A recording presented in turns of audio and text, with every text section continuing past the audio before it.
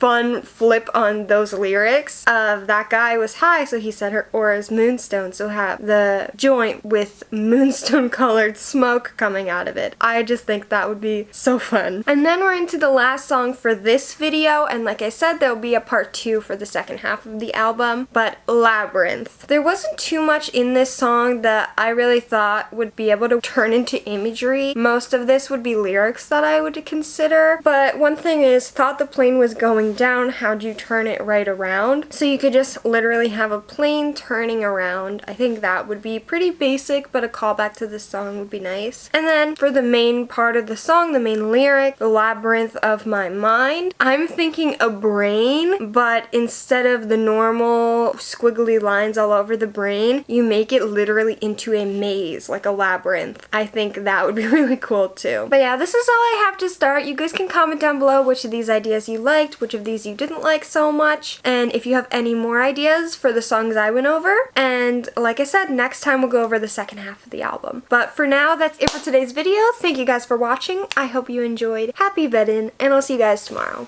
Mwah!